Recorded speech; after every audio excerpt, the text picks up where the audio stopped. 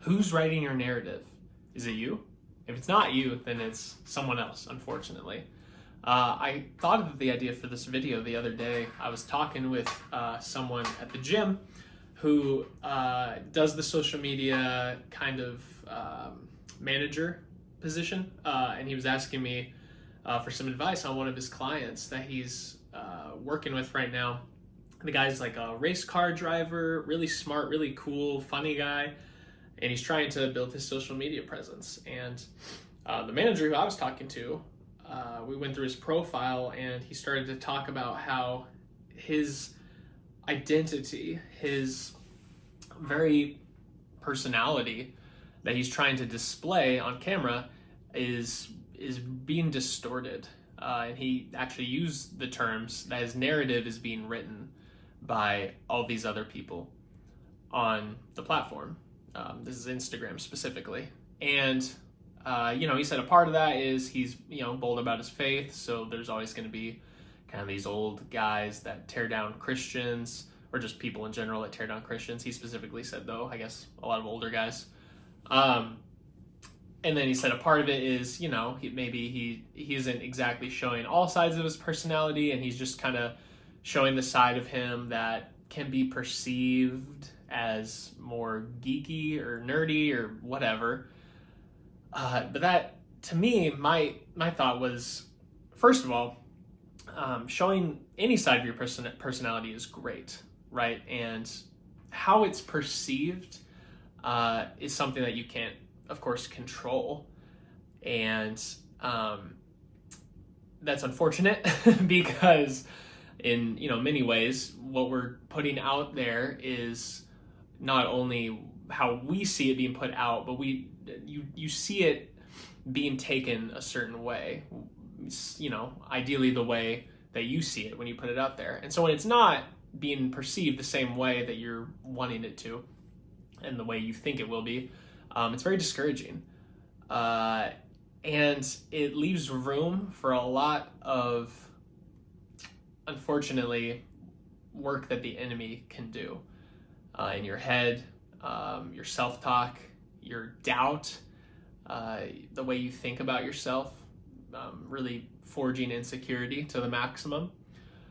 So that's one thing that's unfortunate about just displaying one aspect of your personality. But so he was getting on this tangent about, I really want him to look cool, and he was talking to me because he was thinking we could use some of the ways I edit videos to make him look cooler, as well as he works out and he never posts anything about that, so maybe we could get some really cool footage of him at the gym to kind of write the narrative a different way than other people are already writing it.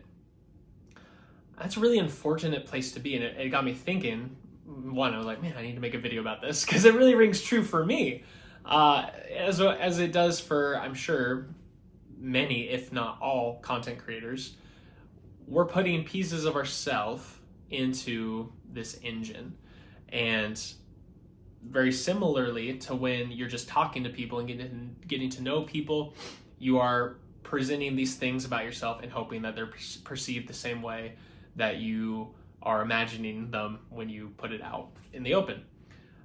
And doing this on this really ramps it up about tenfold because not only are you just trying to let people see you for who you are, or let people have insight to different aspects of your personality, you're doing it in a way that is trying to be monetized, in a way that is trying to really gain traction, really get people to like you, really get people to buy into whatever you're selling.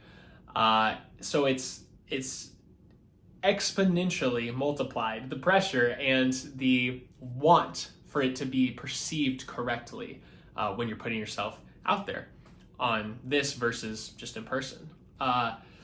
And all that is to say, it is really, really tough when there are people out there that are going to try and write your narrative for you, right? So for example, I'll stop using this guy. I'll use me, right? I will post Bible studies. I'll post workout videos. I'll post just me goofing around. kind of deep thoughts that come to my mind that aren't really that deep and more funny and get you thinking. And these, or these tangents, these talks, my thoughts. And every time I do, I'm just hoping that they're going to be seen by the ideal candidate, right? Someone that thinks like I do, someone that agrees with everything I'm saying, someone that likes everything I'm saying, someone that likes me. And doing this, you quickly learn that you're not getting that audience. And I bring this up because it really rang true when this person and I were talking, that, man, I definitely relate to that. I never even thought about it that way, that I'm trying to write this narrative on this engine, on this platform where the pressure's increased tenfold. And if I'm not so, what's the word, man? If I'm not so on top of it, then other people are writing that narrative. People are saying things in the comments that are against what I'm trying to say. People are saying things in the comment that are the last thing I want to be said on my video or my post or whatever. And it's really just gotten me thinking back to the drawing board or square one, where you're just talking with Timmy and you're just trying to make him like you, face to face, make a friend, whatever. That pressure is good because, of course, everyone's going to perceive you not always the way you want to be perceived, and that is how you build social skills, right? And that's how you build character, and that's how a lot of the times you overcome overcome obstacles and grow, because you can't always change. Often you can't change the way you're perceived. And so you either succumb to the narrative that's being written about you by someone else, or you rise above and say, I'm writing my own narrative, and if you're not on board, then that's that, and I can't control the way you see me, but you're not going to write my narrative. I'm not living by the outlines that you write on my life. And if that applies with one-on-one just talking to Timmy, then that should apply tenfold to this thing right here. Because the pressure is increased tenfold, so that means the dexterity, the endurance also has to be increased tenfold by you, or me, the content creator. And honestly, this goes, forget even just influencer, content creator. If you just have a number of followers on your Instagram, you're just posting a day in the life, like it's just your personal business, your personal account that you just have your friends on, it still applies, right? It's a lot more intense than just us talking. Everyone knows, right? Everyone's like, oh, should I post? I don't know if I should post this reel. It's cringy, or oh, this story, everyone's gonna see what I'm doing, or I kind of want people to see what I'm doing because I want them to perceive me in this certain way, and it's increased tenfold no matter what, influencer or not. Therefore, your endurance and grit against it also needs to be increased tenfold. There is just no room for give when it comes to this. And to end this, honestly, I just want to say that I think we're better for it. I understand a lot of people can't handle this. I'm really proud of the guy that I was talking to, his client. I'm proud that he's not letting it get to him. I think he has like 100,000 followers or something right now. And has no inkling of slowing down just because some people are trying to write his narrative. Instead, he's going to overcome. He's going to keep posting. He's going to keep being himself. And he is going to write his narrative the way it should be. And the only way to do that, and the only way you can do that, is by acknowledging other people are going to try to write your narrative. But guess what? It's my narrative. And if I am not writing it, then someone else is writing it. And therefore, it's no longer mine. It's not even worth trying to hold on to. So I hope that's inspiring. I know went a lot of different routes with this, but ultimately I want the takeaway to be, it's your narrative, you write it.